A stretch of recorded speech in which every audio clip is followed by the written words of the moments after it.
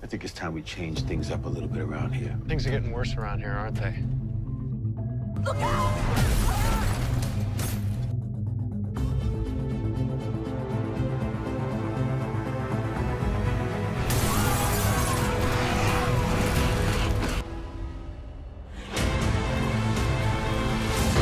How many things are changing here?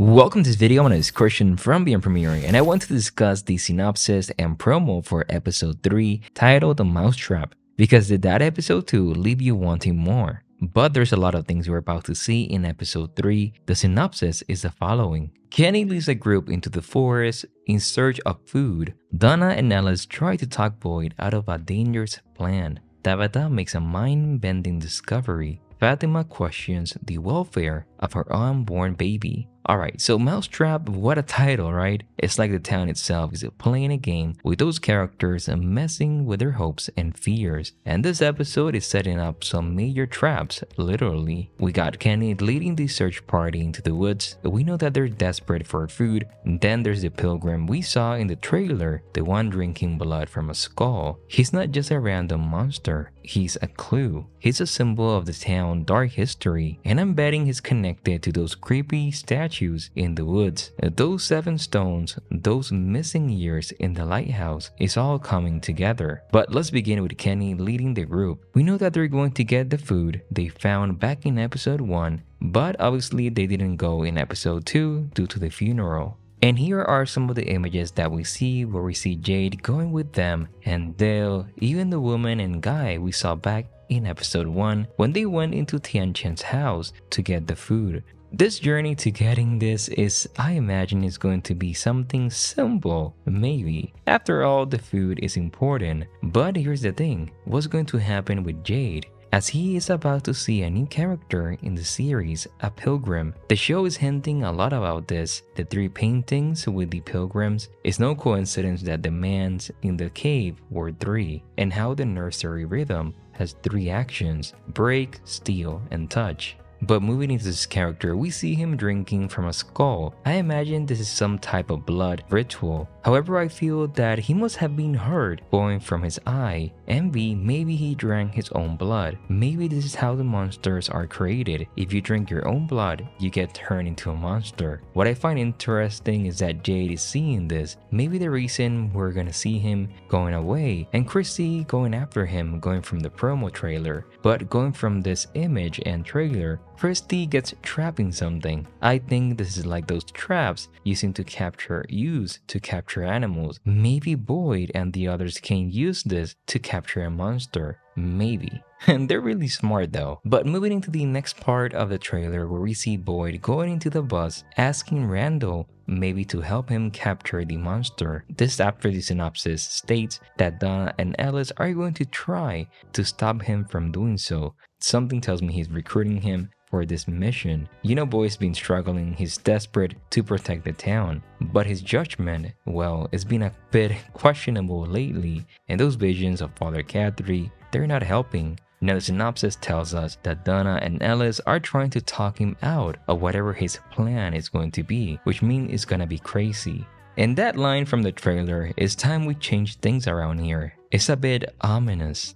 don't you think? It's like he's ready to take matters into his own hands, to fight back against the monsters, even if it means breaking the rules, taking risks. And you know what? This is going to be a major turning point, a decision that will have serious consequences for him and the entire town. Will he go through with this crazy plan?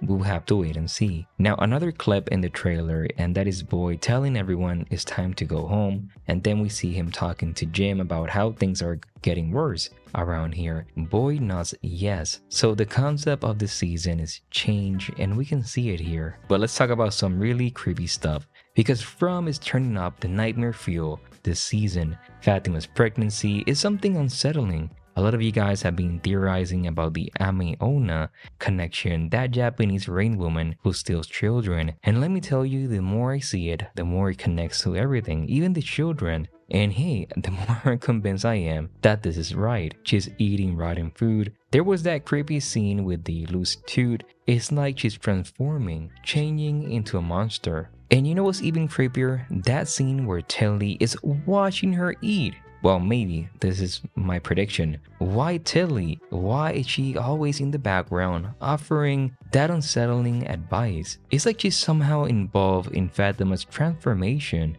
It's like a dark midwife guiding her down a dangerous path. This is seriously messed up and it's making me question everything. What if that Kekai theory is true? What if the baby is some kind of demon feeding off Fatima's life force? And that Ao-Niobo theory with Fatima looking in the mirror is like a twisted reflection of her own identity, her own fears. This storyline is a nightmare and I'm not sure if Fatima or Ellis or that baby can survive it. And maybe, just maybe, Elgin is going to be a guardian helping her with all of this. But what do you think? Is Fatima turning to a Ao-Niobo? Is her baby a Kekai? And what role is Tilly playing in all of this? Let me know your theories in the comments below. The next part, we also see her with a mountain of rotten food. I think the monsters did all of this so Fatima had food for this monster. I mean, it makes sense. And it's the reason why the food got rotten. From all the characters, it feels like Tilly is the person in charge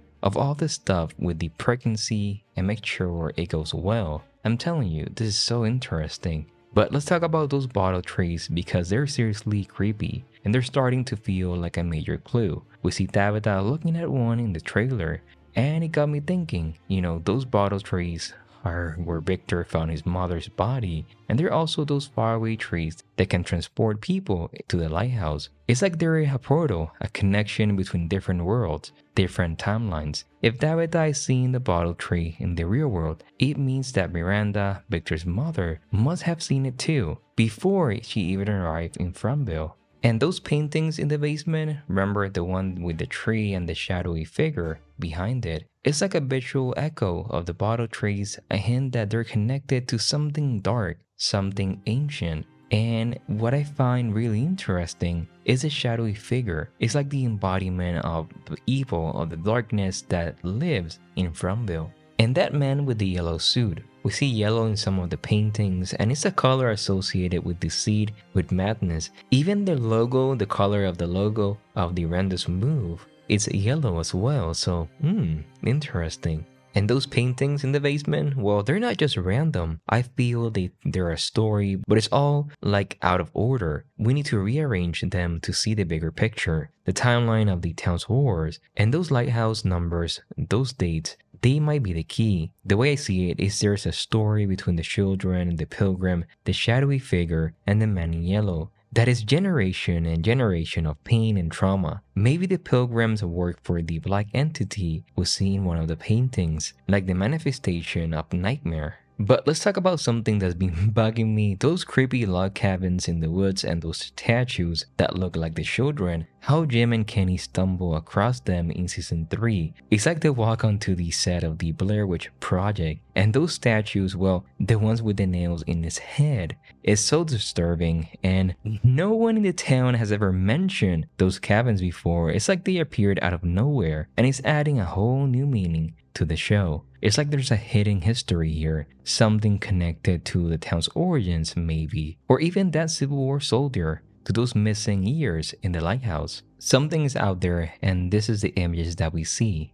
Now in the trailer we also see that car accident where we see Davina and Henry. It's a huge moment and it raises a lot of questions about where are they going and why. I don't think it's a random accident. This is from, and those kinds of events, they always have a deeper meaning. I'm thinking that maybe Davina, she's on a mission. She got those clues from the Miranda paintings and she's desperate to find a way back. I think she convinced Henry to help her, to drive her somewhere important, or maybe to another location. It's like the town itself is trying to stop them, throwing obstacles in their way. That car crash is going to have a major impact on Davina, maybe Henry's fate. Maybe he gets injured or maybe he dies.